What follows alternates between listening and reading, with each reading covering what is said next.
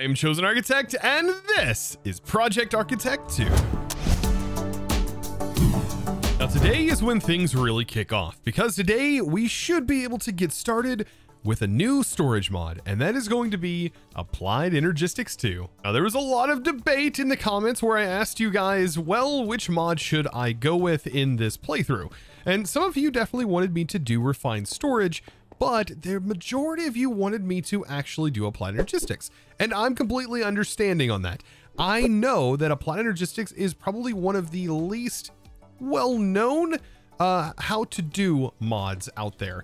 It is pretty complicated to sort of get into, but I promise you it has gotten a lot easier over the last few years with all of the updates that have actually come out for this mod. So I'm going to try my best to explain all the cool tips and tricks that I know that'll make your experience of getting into Applied Energistics a whole lot easier, while of course also progressing and preparing myself for future endeavors in this particular mod pack. Now, thankfully in Project Architect 2, a lot of the things that are in Applied Energistics that are pretty tedious, they have EMC values, so you should be fine. For example, crafting all of the different cable tiers, and same goes for Refined Storage, those things have EMC.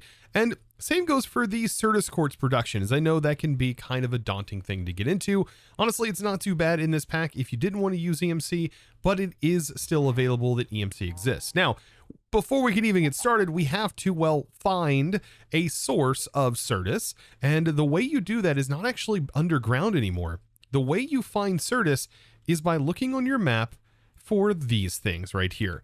So these are meteors, and you can use a meteor compass if you want, but yes, you're gonna see them on most mini maps. They are very hard to miss. Like, they are these huge craters in the ground, and inside of them, which you're gonna probably need a diamond pickaxe or an iron pickaxe, I believe, to get into. Yeah, you're going to want to mine the inside of them. Also, grabbing some of the skystone while you're at it. This is a source of skystone, which is very nice. But we can pop down in here, and down at the bottom should be something very, very special. And I got a couple of tips for you whenever we do reach the center here. So this is what you're going to see whenever you get down here. A crate, and you're going to see this right here. For example, Flawless Budding Certus Quartz. That's pretty cool. And then we also have this mysterious cube. You're going to want to break it. And when you break it, you now get all of the inscribers guaranteed in this crate, which is fantastic, because that used to be a big pain with this mod, is trying to go out and search all the meteors to find just one specific inscriber and just not getting lucky. But in this case, you do. Now, if I was to break this Flawless Budding Certus Quartz, technically this bud would convert into a damaged version or what have you. So this is the only one that will generate, and whenever you break, for example, this Certus bud on this damaged one, it will degrade over time this Certus bud.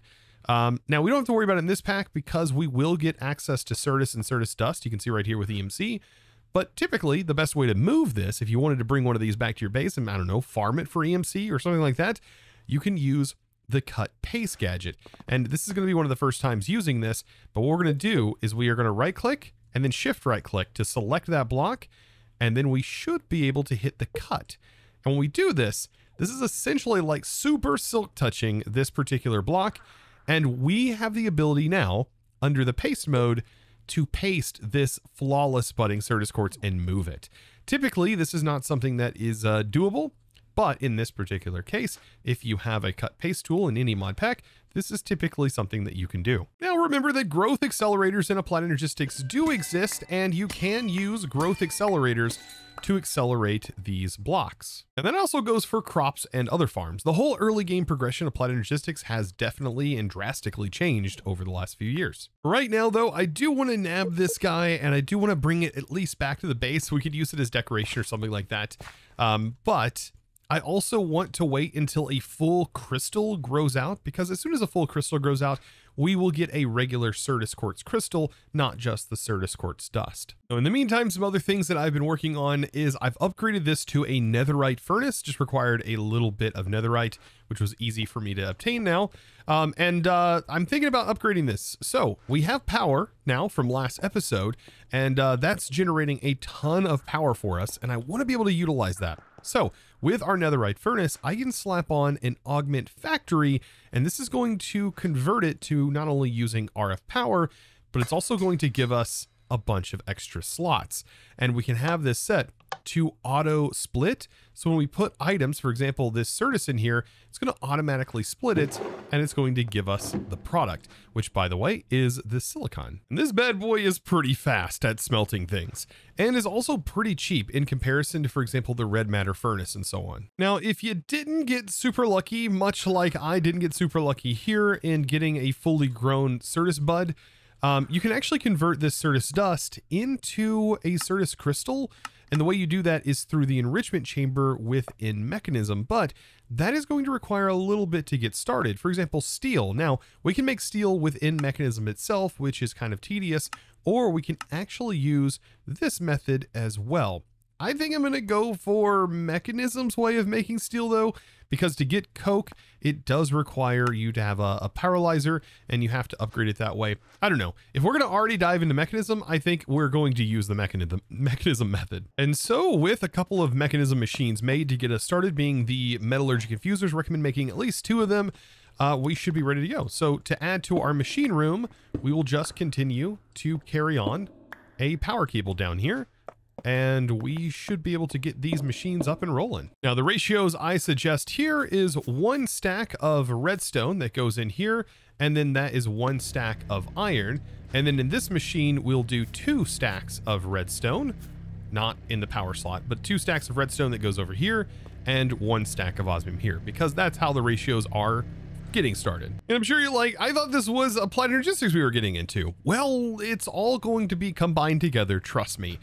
Because getting at least that machine that makes the crystal, oh, it's going to make things so much easier, and later on is going to be a lot nicer too. That's 100% a W for the enrichment chamber. You know what? While we're at it, we might as well see if we're getting anything special from the quests.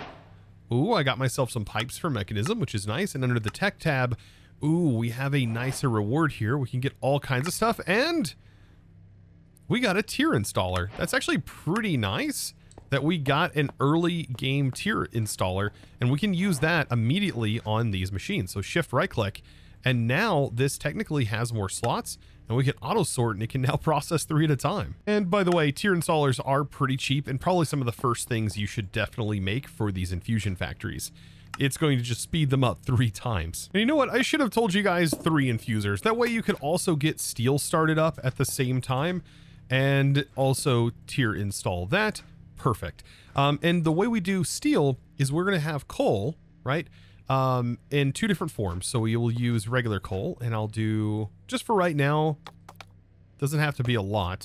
I'm going to kind of split this up. I'm going to do 2 stacks of 16, and that means iron now needs to be 16 as well. And we can use regular iron, and I'm just going to split that, and I'm just going to make 16 steel for right now, just to kind of get things running along. And so that means 32 coal, because this is going to have to go through 2 separate processes. The first process is converting the regular iron into a, what is it called? Yeah, enriched iron. And then the enriched iron, then with more coal, the exact same amount, gets turned into steel blend, and then we smelt that for steel dust, or for actual steel. I can definitely say this has been faster than waiting for that bud to spawn anything. Yeah, I don't even have a crystal growth on it yet. So now with that, perfect, an enrichment chamber, and we've already started to progress in our Mekanism journey. So let's go ahead and get ourselves a Certus crystal now. And yeah, like I said, you can find these fully grown. I have found some of these meteors that did have fully grown crystals in them, but if not, this is definitely a way you can do it. And now that we have this, we can really start to dive a bit more into Applied Energistics. So now with the Certus crystal and also the Certus dust, we can use this to start producing some of the Applied Energistics mechanics that we're going to need in order to actually dive into this mod. Now let's make some of the machines. For example, a charger is definitely going to be necessary, so we need to get this made, and we can actually hook this directly into our standard RF power. No need do we have to worry about having these machines hooked to very specific AE power. Nope, it works just like this, and we can also now easily hopper from this container into it and directly out of this without filtering or anything. So I can take my Certus and I can start to charge my Certus to get some charged Certus, which will allow us to get some Fluix. And thankfully I do have EMCs set for Fluix, so you don't have to worry about automating that weird process. However, there are still processes that will have to be automated, just not that particular one. So this is all working, all good, and this will actually get us some of our first material. All we're going to need is some water. Now, to get this to work, we just need to toss some nether quartz, some redstone, and charged Certus quartz into the water pile and make sure it's like 1-to-1, and that should convert, there we go, into Fluix crystals, which I did add EMC for, so fantastic. And this is going to be very helpful for getting into all of our cabling. So now that we have this, let's get into the part that I know scares everybody. And that's the part of making the actual circuits that we need to get into the mod itself. And yes, that means inscribers. And we're going to need 5 of them, one more than the amount of presses that we have, to at least get started and get sort of a basic sort of setup going for this mod. And believe it or not, these can actually take regular RF power just like this. So once connected up to some power, these are ready to rock and roll. I recommend the left one being your silicon one, and I typically like to have logic first, and then we use the engineering, which is going to be the Certus, and then we have our calculation. Actually, calculation is Certus, right? Yeah, calculation is Certus. So we have gold. Basically, we have gold, diamond, and then we have our Certus. Now, some of the first ones I like to make is Certus because that means we can make upgrades that accelerate these and get them going. Something else to note, these can now auto export out. There's a lot of cool functionality there, and you can have them insert up to a stack of 64 or what have you. And now they hold a buffer of 64, and so does their output. And now to show you this process, essentially you place the whole stack in here and it's going to hold a whole stack over here, allowing you to set and forget, which is very, very nice now. The quickest way to get through this is to make your first circuits you produce the calculation ones.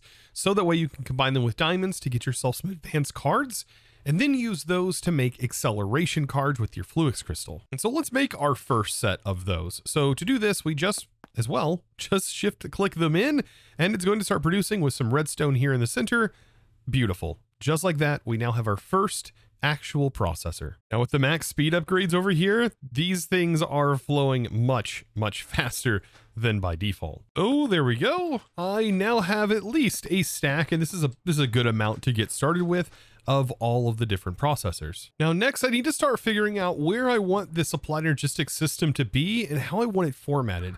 And I think what I want down here is to create an anti-block, a white anti-block room that is going to be down here that is going to house our controller system. Now this is a multi-block, and I want to make sure I have room prepared out that is going to be able to support this multi-block. Now, something else I almost forgot to mention, I recommend opening up your keybinds and underneath open guides under the category Applied Energistics, setting this to W, which is the same key that is used for create for its ponder system.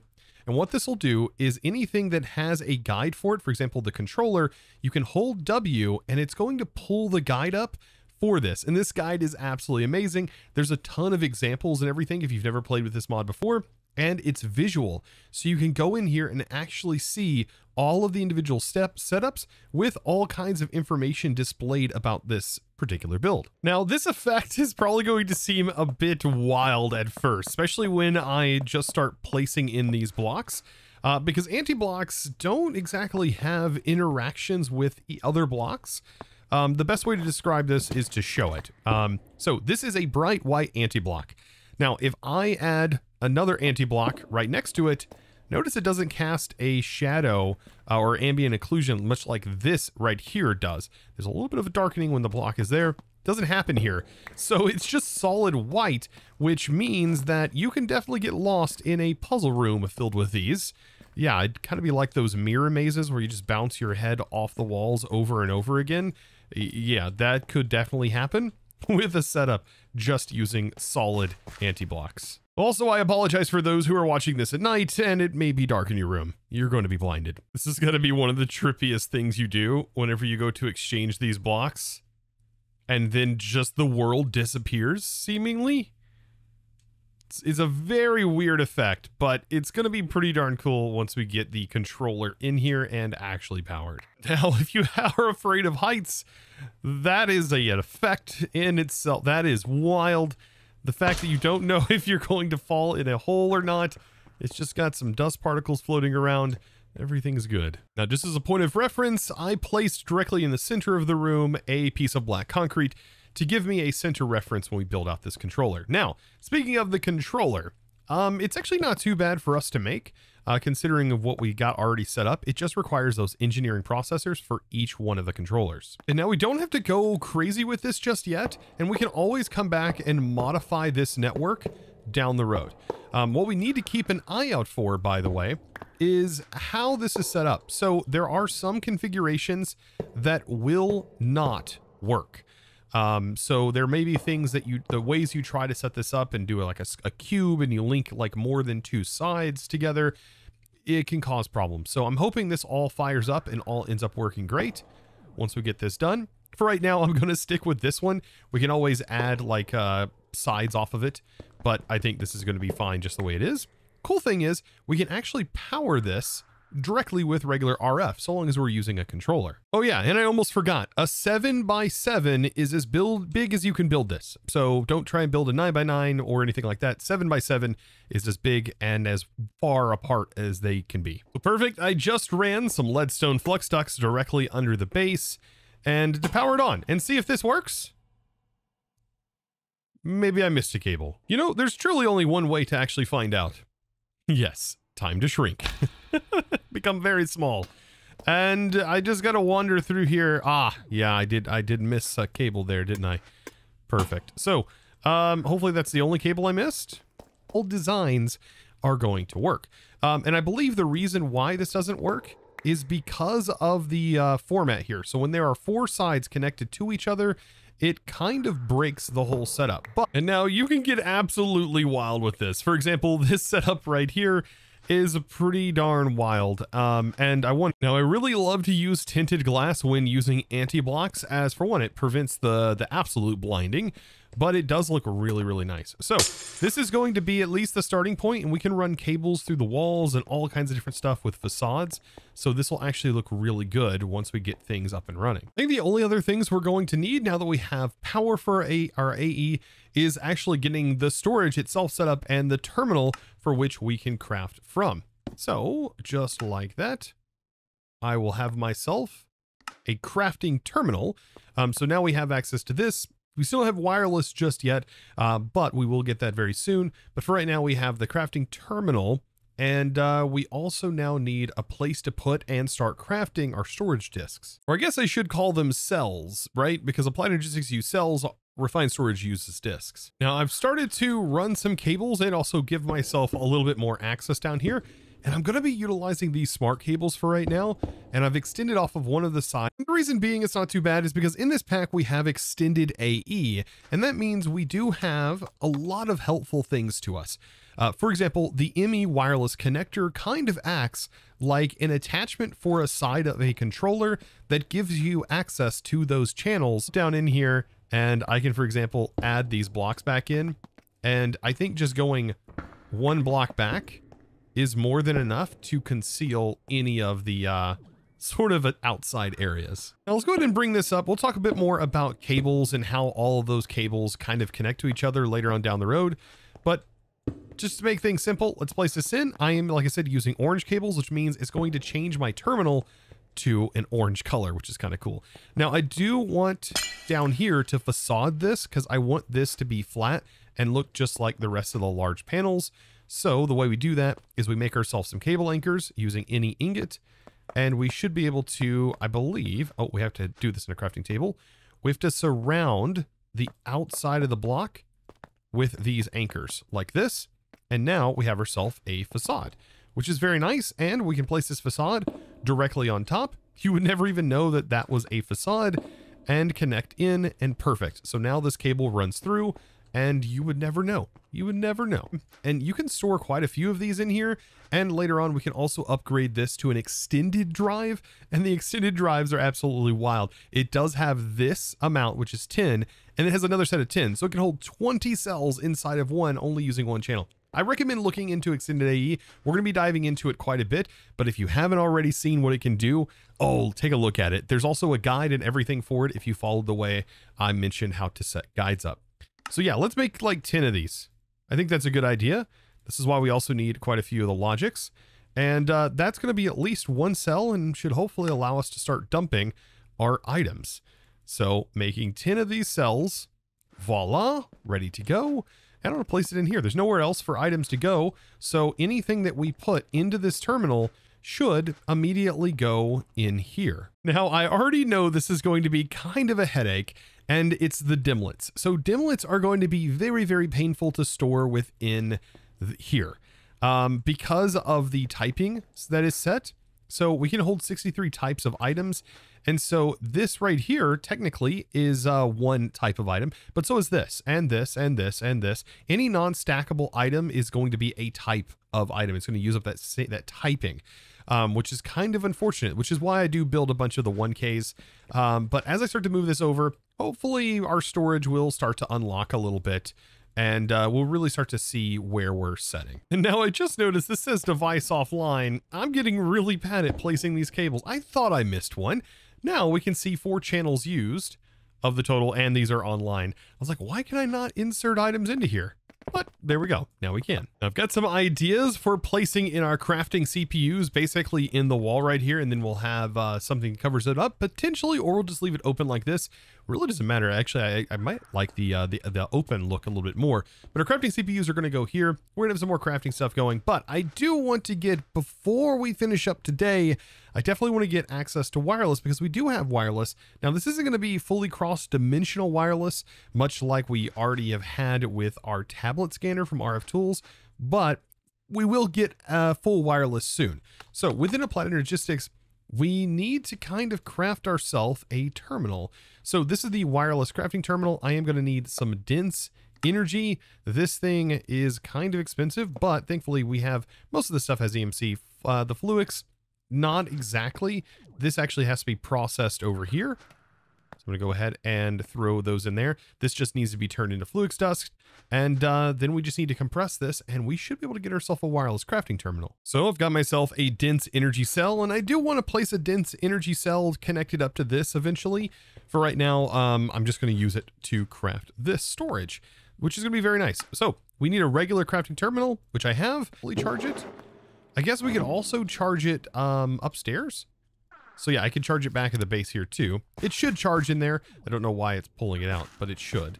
Right here. Yeah, we have a ton of power. This can use RF power to charge, and this thing's buffer is huge. It's 1.6 million, and so this will last us quite a while and probably up until we get full wireless charging. Now, to get it connected, we actually don't use a security manager anymore. Instead, we are going to place down a wireless access point, and inside here, we have the old school terminal learner. So this used to be inside of the security terminal. Now it is inside here, and this is also where we increase with our boosters to give us a nice boost. Now, there is a special slot that is in here. You can see right here, there is a quantum bridge card, and there's also a slot for a entangled singularity. These are kind of important, and this is how you're going to, with Applied Energistics, get full wireless cross-dimensional access to your storage. However, you do have to build a quantum bridge, and if we take a look at the quantum bridge, there should be a quantum bridge card, and it is a part of this actual terminal mod. So quantum, there it is. And I think there's a way to see this. Yes, here's the recipe basically for it. So yeah, you would need to build yourself a quantum ring, which looks a little bit like this. And you just need one that is connected to your main system.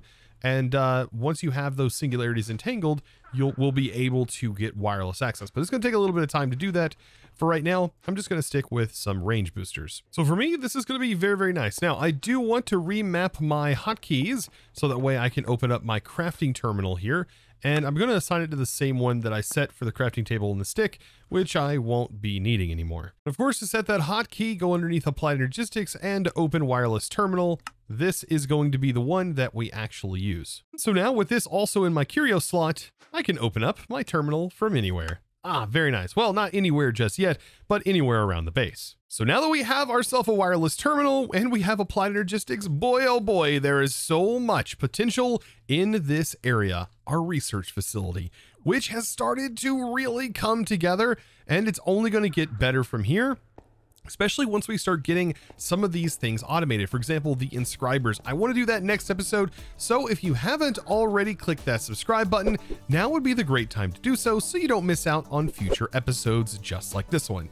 And of course, guys, be sure to comment down below which is your favorite storage mod. I would love to hear from you. There's a ton of different storage mods out there. Which one has been your favorite to get into? And I can't wait, by the way, to get into some of the Applied Energistics new add-ons that I really haven't got to play with all that much. So, like I said, if you enjoyed, I'll see you, of course, in the next one. And with that being said, it's now time to thank the amazing supporter of today's episode. And that amazing thanks is going to go out to, is it L Bad I L Bad I? Yes. Thank you so much for your amazing support, and thank you for supporting me over on the Discord by becoming a Discord premium member and supporting in one of the best ways possible. And of course, guys, be sure to join the Discord as well. Link down in the description below, or you can go to discord.gg/chosen architect. It's a great way to find me. And guys, I do appreciate it. I'll see you in the next one. And as always, thanks for watching. Bye.